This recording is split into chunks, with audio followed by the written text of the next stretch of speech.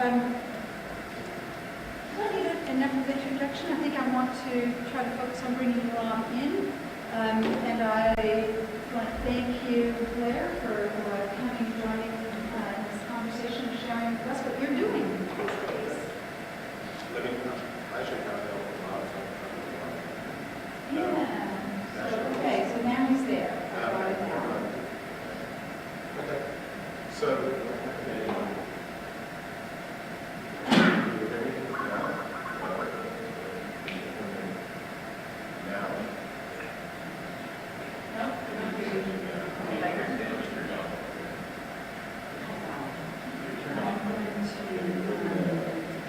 there we go.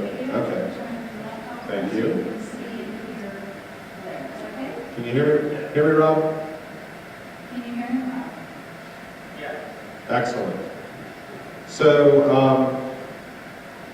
okay, so Christine asked me to, we were talking about becoming by, and Rob and I have been talking about this sort of general area we're both interested in, and I've been talking to other people, like Martin, who's also interested in this, of really shifting and being able to do AR completely using web technologies. So I'm going to highlight a few things.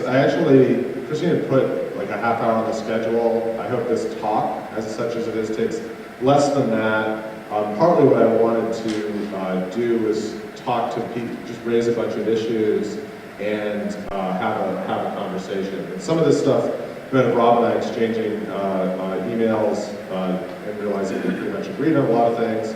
And so I thank him for that. And a bunch of my other students and colleagues have helped with this as well. So I want to start by giving a perspective that I have briefly about what augmented reality is and what's holding it back. So a lot of the discussions that we were at an AR meeting in New York yesterday, and then this today, a lot of the discussions focus on things like enabling technologies, data formats, standards, and so on. These sort of things that are obviously holding it back, as well as other sort of things like tracking technology and so on.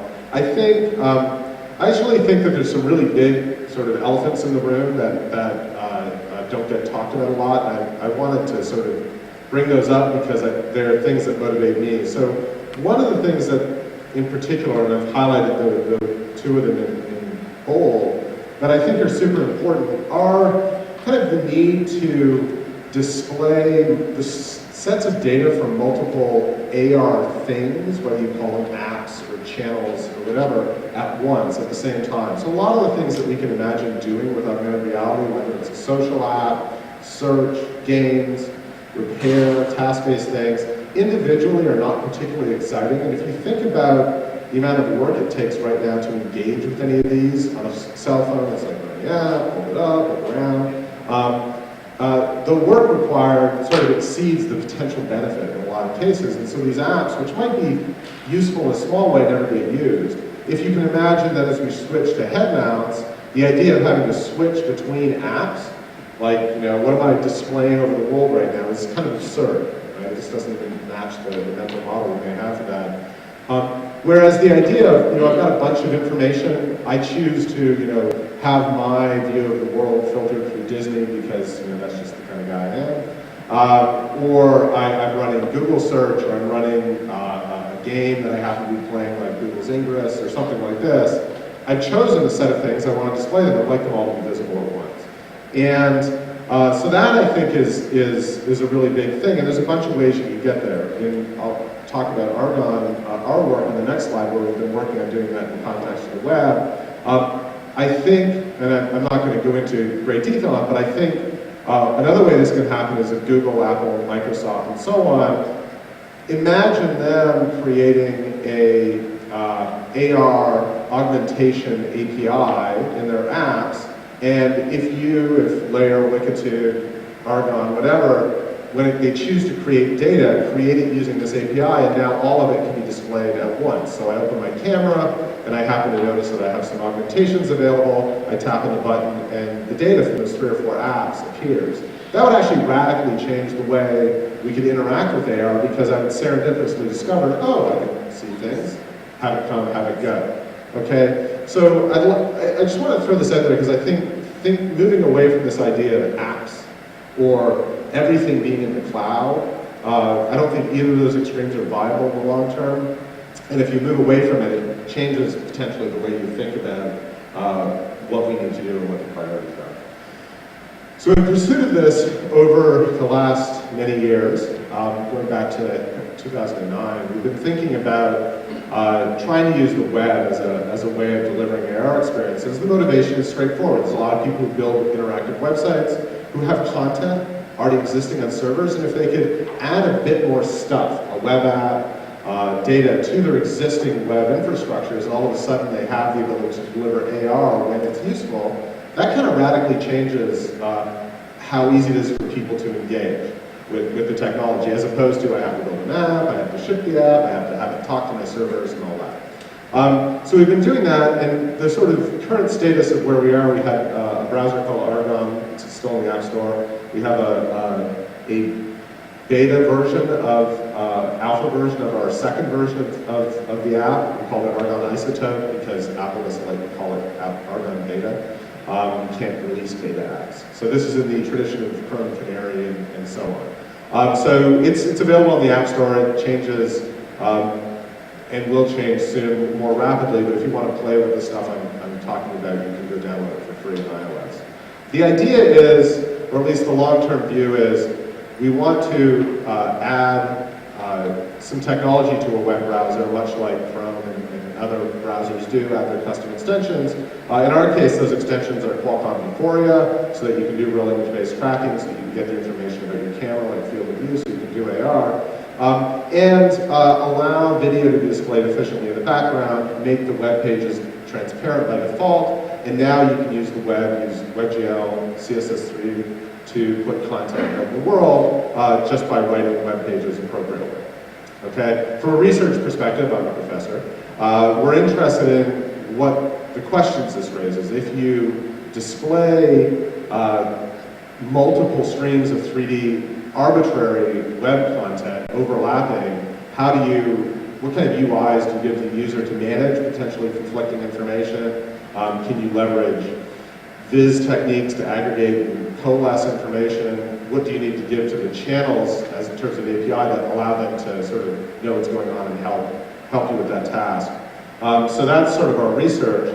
The other part of the work is the JavaScript library that we're creating is designed, or its goal is to work across both Argon and to work in normal, non-augmented web browsers. So we're working on making it work in mobile Android browsers, which support the technology we need, desktops as well.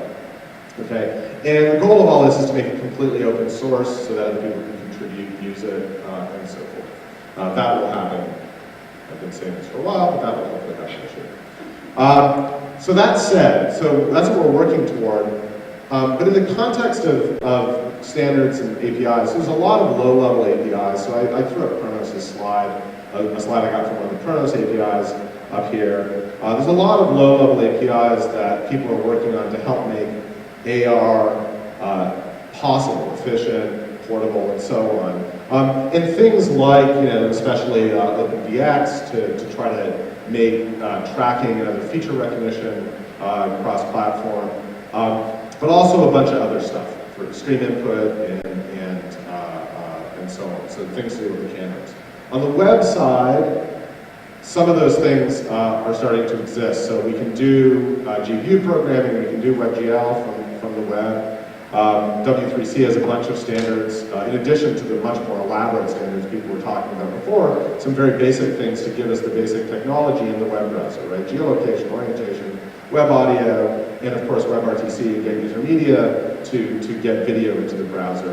There's lots of packages, I just threw a few up on sites like GitHub, that people are working on to provide more of the tools. So we use 3.js, a WebGL, CSS, 3D library, written in JavaScript. Vision-based stuff in JavaScript is really not particularly possible right now, but you can do simple things with stuff like JSR Toolkit, and I'll show a little video where you can see how pathetically it works if you have it in a mobile browser. And then on and on. So if you haven't seen Famous, for example, it's a project where they're attempting to redo layout, 3D layout in the web, and their demos are really actually quite impressive in terms of the speed and efficiency that they get in terms of rethinking how web 3D stuff works.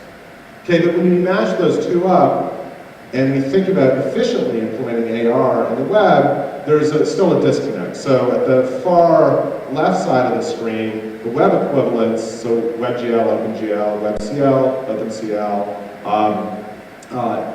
and audio are there. But the low-level stuff that we need to make it efficient, so getting video efficiently from the camera into a place where JavaScript could operate on it, is completely still kind of miles away. To get, if you haven't done it, to get video into JavaScript, you can use WebRTC to get the stream, but then you render it into a canvas, you pull the bits out. Every copy of the data is sort of one step away from real time, and it's wasted CPU performance. Okay, so we're still a ways away, but if you think about what each of these standards are, it can all happen tomorrow if people put their minds to it, right? And some of it is happening. There are standards discussions across this whole spectrum. There's a few things that nobody's really talking about, at least explicitly. They might be buried in the standards. The striking example for me is information about the camera. If I want to do even simple geolocated API, AR, I have to at least know what the field of view of the camera is if I want things to line up. We use Euphoria, and I'm sure that your guys, the Wikitude AR libraries know something about the cameras and the tiles and so on. So we get that from Euphoria, but there's no web standard that tells you what field of view, what the intrinsic parameters are. Just a fundamental question, so I can calibrate. Instead of going from the browser and trying to use the camera, because that's all you're working in, why aren't you starting with, say, a native camera app using the screen and then just displaying web objects, say, using WebKit? So that's what we're doing in Argon, and I'll show that in a sec. So this is if you want to do it in pure web. So what we're doing in Argon is, it's custom browser where we have a layer for the camera. We actually have a layer for a native panorama renderer because we do AR on top of panoramas.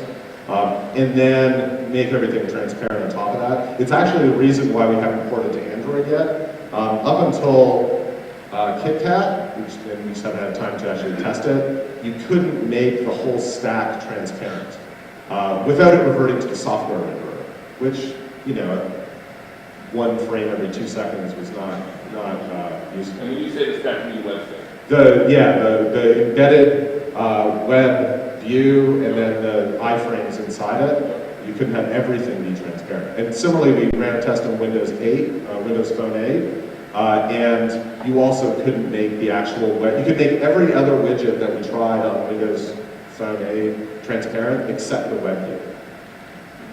So it's just like these little random things that prevent it. So I'm not going to show, I don't have a video of this, but this is just a screenshot. So that's on a Moto, it's a picture on a Moto X1 running this whole sort of pure web approach. So WebRTC using geolocation orientation, using WebGL for rendering. It's a little animated Minecraft guy that's sort of doing this. You can look around and see these things around you. Easily runs at 60 frames per second. Okay, so it's kind of cool. And so you can do that. If we could get the field of view of the camera, we could do geolocated AR now, doing that approach. Because that was something one of my students built. So other people are trying to push this. So Rob, who's on the phone, has a Kickstarter. If you want to go and look at it, I encourage you to try to get some funding to build his awesome web.js environment for doing AR in sort of the pure web HTML environment.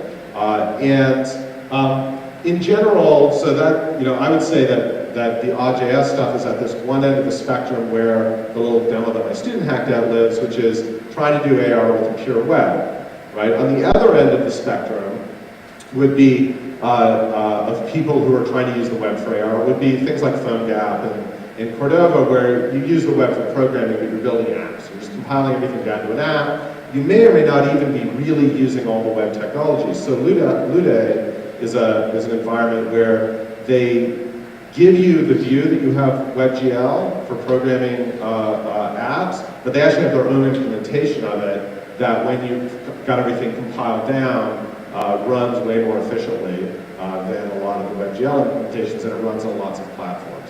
But you can't when you compile that into the app, you lose all the benefits of the web, downloading apps, the full web connectivity, and so on. In the middle are a bunch of other things, and I won't quibble necessarily about where I put things. This just represents my view. There's a variety of apps, and I just put the AR browsers in here to stand in for that, where they have their app stuff, the 3D rendering, the registration, the app content, and then use the web for sort of configuring, for application logic, for 2D UIs, and so on. So you've got the power of the web in some ways, because you can download any old app, you can do lots, connect to services, do arbitrary 2D UIs, but you're using a lot of the core functionality of the app is compiled in. And our first version of Argon, which is the first little AR square, sort of used that model. We had our own custom file format based on KML and so on. As we move over to the left end, and I believe we'll see a lot more of this, which is custom browsers with custom technology. I mean, Chrome already, Chrome and Firefox have a long tradition of building custom extensions that solve certain problems, and eventually those become standards, and eventually they deprecate their own stuff. And so it's pretty easy to imagine a custom version of Firefox that happens to have Vuforia embedded in it that gives you the ability to do sort of high-performance AR, right? In some ways, that's what we want to do with Argon 2, is to embed. We've embedded Vuforia. We have a more efficient way of getting the geolocation and orientation data into the browser, and we render the video preview in native code so it can be done efficiently. But then aside from that, it's just web programming. And then above that, there's things like, there'll be these JavaScript frameworks that work across it. We're targeting Argon.js to work across sort of things that feel like web browsers. Rob's Build AR environment will ideally target everything from pure web up to the various AR web browsers. So this is sort of ecosystem and different ways of using web technology. And I think in the long run, my hope is that everything collapses to the left, right? That enough stuff is in the browser, all of these browsers, that we can just start building entire web apps using that. Now, there's a large question there as to, which I assume is your facial expression, which is, do we want everything to be in the browser? I mean, if we could, it'd be awesome. Right. But the Android phone environment is getting so complex. Well, all these features. Yeah. So there's some really there's some big questions of sort of in the non-technical realm, from the user realm, and from the monetization realm, and all this of whether web apps will ever be anything like mobile phones. All the awesome if you could do it. The problem is camera control. Heterogeneous camera control from the web browser is just. Well, that's what I'm saying. Eventually, hopefully, the camera APIs will get better, and so on. Now, when will that happen? I don't know, right? So that's why, for us, we're not holding our breath, and we've got our own browser with our own extensions. But, yeah, I mean, the camera control on the mobile phone sucks in general, too, right? I mean, you can't control exposure, so you can't, do simple things like, it's dim in here, I'm willing to have lots of camera noise in exchange for blur, right? That would be awesome, but you can't do things like that. So the camera controls gets better every version of the OS, I think. And another thing you might be aware of, about 9 months ago, the components group, the camera control API working group started and has dedicated, and there's a great group of people, companies that are camera companies. That slide I showed of their things was from their presentation. But that doesn't show very. Yeah. So if I flip back, one of those way down there is camera control. Information I can send you. I will put as part of the archives for this meeting the most current Cronus Group presentation that's about stream input, camera control API, and. Yes. And I could have been very, very much clearer. I just don't know what people know and what they want to know. But the left end of that chart I encourage people to kind of go look at stream input, camera control, and like the EGL stuff and the sensor APIs. OpenVX. And OpenVX, which is in the middle there. If those standards are implemented on mobile phones, there's just a lot more you'll be able to do. Now, those standards are pretty complicated to use in some cases, but I remember way back when we did the zombie shooting game, we were using a bunch of the open standards on Windows Phone and Windows CE. They were a complicated setup. Okay, so is this video playing? So I was originally just going to do the whole like live iPad thing, but yesterday at this other AR meeting, everybody failed miserably at it. So I actually, while waiting to talk, recorded this video of a super simple AR app in Argonne. So I added a little bookmark on the front page, and all this is going to display is a simple geolocated cube and another cube on an image target with Vuforia. And the cube, the interesting, or the semi-interesting thing is it's a WebGL cube with a CSS face on it. And so I clicked, I started the app, I downloaded, so that's just a little cube, and there's a marker. And so, I mean, that's efficient, right? So this will run on iPad 2 at that speed. It's boring, but it's super simple, and it runs on lots of devices. iPhone 4s start to suffer because they stink. But 4S and on. And so just to emphasize that, this is the web page that was that thing, okay? 97, 98 lines of text. Okay, and if you do web programming and you look through that, all of that will look familiar.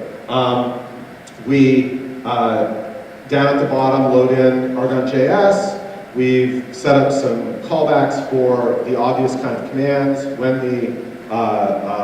Argonne has loaded, is ready, do some setup. When a Vuforia dataset is loaded, do some setup. Is this a slide? I blinked. Yeah, this is a slide. Okay, that's on the slide. Okay, so it'll be on. Yes. Yeah, this is on the slide, and the rest of the code is on the next two slides. So there's two collapsed things, which are the actual content in the middle there. These are screenshots of my editor. And so this is the code that gets executed when Argonne is ready. And if you look through that, if you've done programming in 3.js on the web, that's all this is. I've set up a cube in 3. The trick is down at the bottom, I use the geolocation of Argonne, get its longitude altitude, move a bit to the south, and display that yellow cube, okay? Which is what the lines down at the bottom are. Also in Argonne, or slightly in our Argonne.js metaphor, we have slightly higher level ideas of a geo object, so that's an object that gets added to the world, a 3.js object, and then we also have objects for adding to markers. Obviously, we've taken care of setting up all the rendering context and all that for you. I don't expect anybody to be able to read this, just for completeness, that's the other function, which is what gets done when Qualcomm's Vuforia dataset is loaded. The purpose for showing this is really to say that there's a relatively straightforward programming model that any web programmers are used to that AR programming can be slotted into relatively simply. And it is really usable. One of the things that we've noticed over the years with students and colleagues using this is that people have started in our labs and in our research projects moving from creating AR apps, like simple AR things that kind of do simple things, to web apps that have AR content in it, right? And so part of the impetus from switching from our old KML-based model in Argonne to the web model was that the vast majority of stuff people were building in their AR web stuff was normal 2D web, right? It was the tour, the historic site that has lots of information about the tour with a bit of AR, okay? So the final thing I'm going to show, just again to emphasize that things that we should be moving away from thinking about AR apps and into just AR as a display mode as part of other applications. is another demo that student Ray created. So this is a simple web page on Android. This is the Nexus 7, which has, so this is running in Chrome, so he runs it. And it's a web page, and here he's saying, okay, there's different media you can have on a web page. There's a picture, there's a video, there's a panorama, which is what that one is in WebGL, and then AR. And these are all in divs, okay? And if I was using this, I might go and click on the AR div, like I might click on the play button in a YouTube video, it allows me for my camera, and now it's AR. And he happens to be using JSR Toolkit, as I said, which is super slow. But he's displaying a 3D model on that web page, and he can still go around and interact with the rest of the web page, it's fine. And he can go back down there, and the AR is still running. And this is really simple, but I think it's a fundamentally different way of thinking about how AR integrates with the rest of the stuff you would want to do, as opposed to, I'm going to build an AR app, and then I have to figure out how to display the 2D stuff that I might want to display during my AR app. Okay, and so I'll stop there. I have a similar video for the panorama, but it's kind of boring. Anyway, so Rob is here. He can answer questions about his stuff, and I can answer questions about it. Or I would really like to just have people's thoughts. Yeah, other people's thoughts. Yeah. Yeah, how much is security a fundamental barrier for controlling the camera through a web? Sorry, how much is? Security concerns, fundamental barrier. So I don't think it's a barrier, actually. So we had a faculty candidate at Georgia Tech named Francie Rosner. She just finished her PhD at UW, or she's just finishing. And she pointed out that, when you click on the Where Am I button in a Google Maps app, and it then asks you, can this thing have your location? It's kind of redundant, right? Because you've already given it permission implicitly for your location because you clicked on the button, right? But they have to ask because there's no way that we could trust that that thing that looks like that is actually what it looks like on the web, right? Because there's no notions of security that do this. Similar with the camera app, right? It's pretty easy to imagine that if I had a thing that obviously was going to use the camera, and I click on it, I'm implicitly giving it permission. I don't think it's a huge barrier. What about various websites? I think it's an interesting point that I thought about. If you've got web browser access to the camera today, when I use the camera in an app, I need to get permission, and it doesn't need to display the screen to me. Yeah, the big difference between going to a site, HTML, versus an app is you're downloading code. Right. Well, you're downloading arbitrary code that you don't know if you can trust, right, on a website. Is it interesting? But all the discussions in that previous panel had to do with, there's all these cases like the flashlight app was asking for location. Apple, people talk about what made the iPhone a success. I think the thing that made the iPhone a success was the first mobile device that people could feel like they could install stuff on it and it wouldn't destroy the device, right? For those of you who ever tried to use a Trio as a phone, know what a nightmare it was. There were a lot of factors. There was a bunch, but I think... It's not what we're here for. Well, but the security issue is a big one, and Apple vetted the apps. Yeah. Consumers were not concerned that an app was collecting stuff and sending it off, and so that's my point, is the privacy, security, and user comfort. Any other questions? There are comments here from Rob, which I'll introduce into the conversation. Yes? Well, I think it would be great if there's a way to move to just doing all this with pure web technology. One advantage of it will be, even if there are hardware limitations or stuff is a little awkward now, one advantage of it is that the entire mindset of people that are working on web and doing web apps is different from the people that make smartphone apps, who tend to be closed, using proprietary tools and not releasing any source code. When stuff works on the web with all those standards, the AR world will open up to all the web tinkerers out there who know how to hack on JavaScript and do cool stuff there, and then stuff will explode. Yeah. That's certainly the hope, isn't it?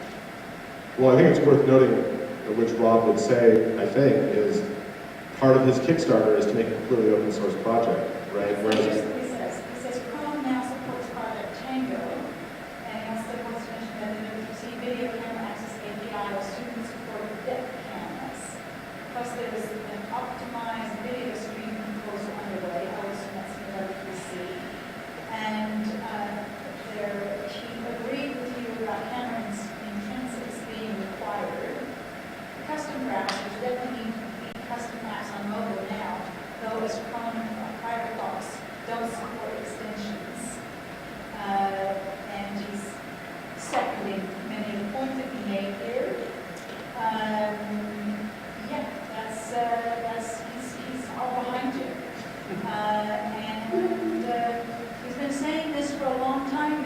Yeah. That's what he says.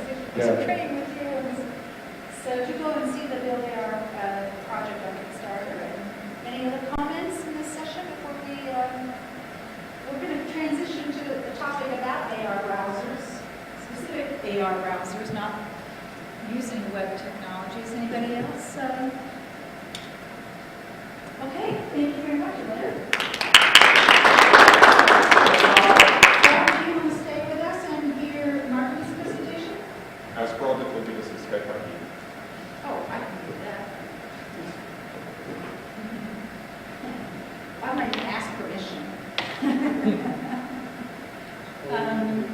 So just switching over, Martin Lechner is here to talk. Is it sure? Yes, go ahead. So, is, I'll share that with you.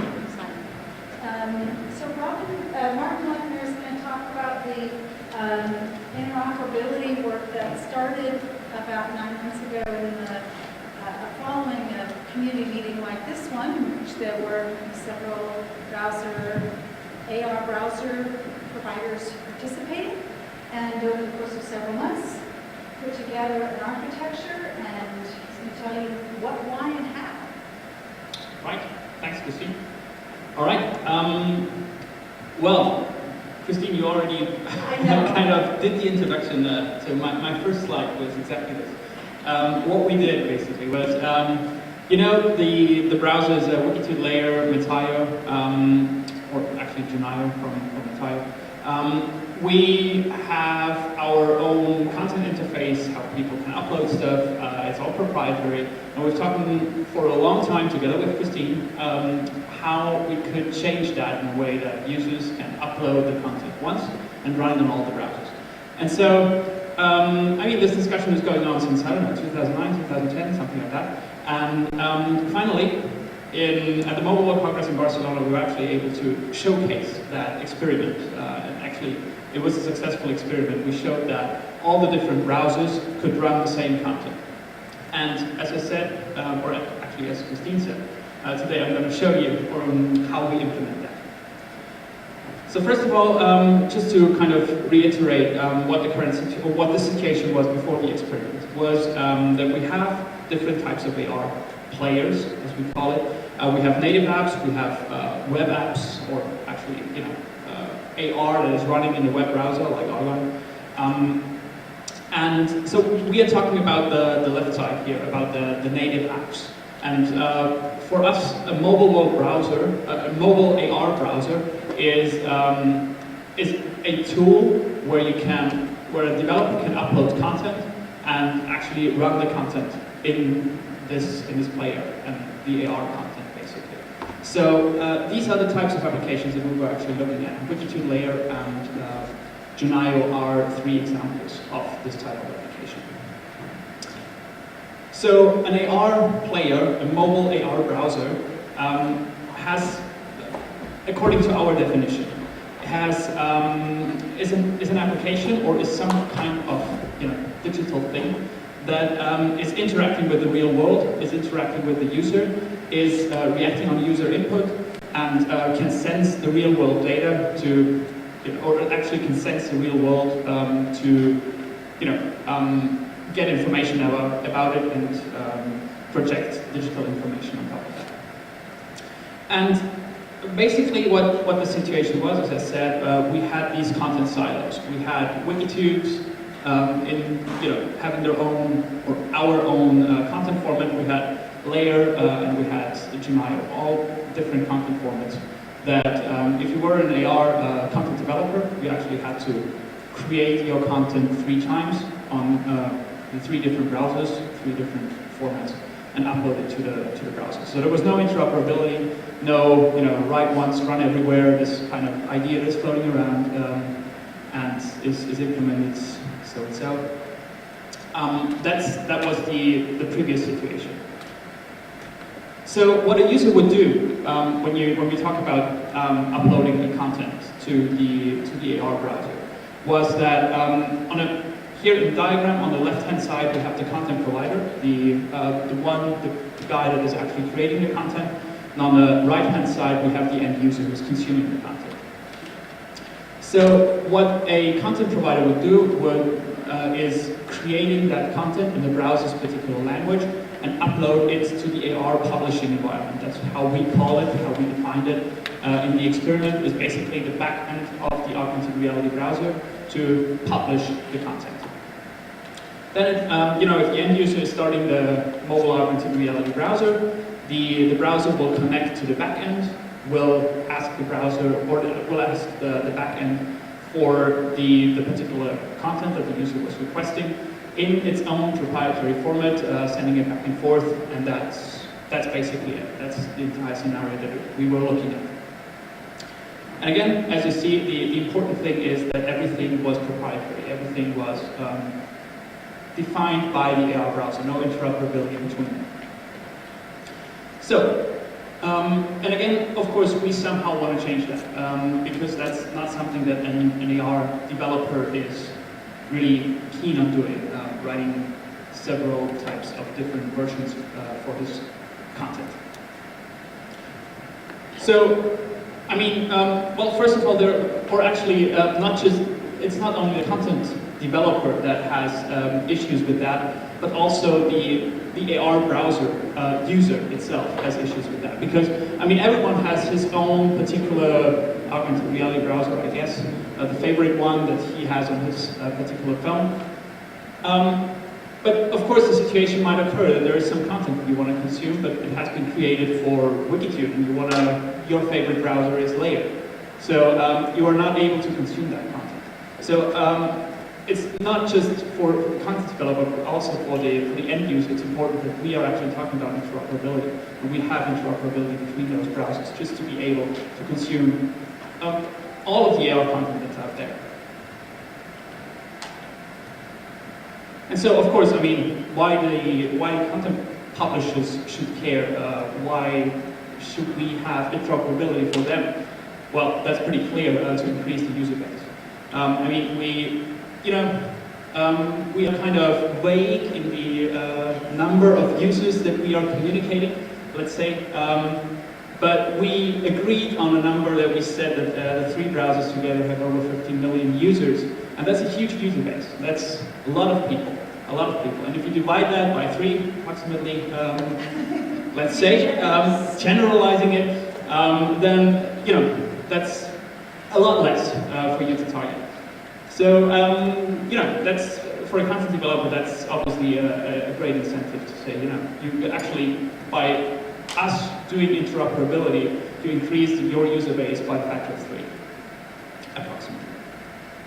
So that's kind of the background information, and that's how we implemented it. That's how we did it. That's the architecture for the interoperability experiment. Basically, we sat together in Amsterdam somewhere, I can't remember when. Thank you, in October. And we defined the architecture for the interoperability experiment. So when you look at this diagram, it looks very familiar to this diagram here. It's just there are just 2 boxes added to the bottom of this diagram. So basically, instead of the browser and the backend of the browser exchanging data in a proprietary format, all we did was adding an additional layer to that. Well, actually, layer is kind of, but an additional architecture to that, an architecture component where we would exchange content and information in a standardized way. And we call this standardized way CARIF, or Common AR Interchange Format, thank you. Which is based on ARML 2.0. It's a standard, a candidate standard that has been defined within the OGC. We can talk about that later, probably if there's time. But in general, that's the whole picture. Again, instead of exchanging proprietary formats, we are exchanging a common format that everyone can understand. So for the end user, nothing changes, because he can still use his favorite browser, basically. For the content developer, nothing changes in a way that he can still create the content in one of the browser's ecosystem. Whatever he was using before, he can still use. The only difference is that there is a conversion, a soon as one of the browsers is requesting some data from one of the other browser's backends, it's not proprietary data being sent back and forth. It's CARIF. It's a standardized way of each and every browser can understand. So again, as I said, CARIF is based on ARML 2.0, and we can probably talk about that a little later if there's time. So we did the demo in Barcelona. I wanted to show the demo today, but unfortunately I have problems with my reflector out, but I have it with me. So if you want to see the demo, you can approach me. I'm going to sit right there. But all I have now is a picture to prove that we actually had interoperability in Barcelona. This is the three guys plus Christine. So it's Dirk Roten from Layer, the CTO, myself, and Matches, thank you, from Metaio. And we were there on stage. We demoed our three browsers, and the content was actually the same content source coming from the back end of the browsers. So basically, the question is, where are we in terms of interoperability? I mean, what did we achieve? Is it the end? Is everything is done and we can go back to our day-to-day jobs? No, unfortunately not. This was. Sorry? I mean, Christine would anyway be forcing us to get back to the table. Anyways, I mean, what we did was an experiment. We started with something that we can build fastly. We can show that we are actually collaborating. We want to do something together, but it's not the end, definitely. I kind of tried to arrange the ways where we could have interoperability in an augmented reality browser. So first of all, I mean, there's data interoperability, there's visual interoperability, so not just the data as it is defined is the same, but also the visual representation is the same. There is the interoperability in the types of not just geo-AR. I didn't mention that. We were focusing on geo-AR. We were also there would also be something like computer vision, image recognition based augmented reality that we did not tackle yet, and of course user interaction, animations, and, what have you. There are lots of other different aspects to augmented reality that we did not tackle yet. In the interoperability experiment, we were really focusing on the data, on geo-based data, so actually exchanging geo-based information across the browsers. It was a simple use case, as I said, but something to start with, something to show that we can actually collaborate on that type of level that we were anticipating. So here's a tiny little list. I think we don't have to run through that, but I guess that Christine will upload the slides somewhere so you can have a look at that.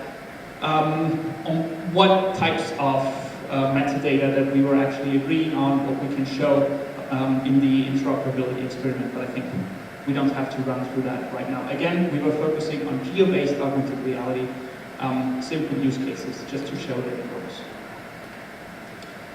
So, the next steps for our experiment. As I said, I mean, this is definitely not the end, this is the start. The next step for us is we did all the communication, we told the world that we did something, that we collaborated, now we want to launch that. We have some level of agreement between the augmented reality browsers that we can actually launch the version which can talk to the other browsers backends. And another important thing, and I think this is going to be a process, is to define or identify where interoperability makes sense at all.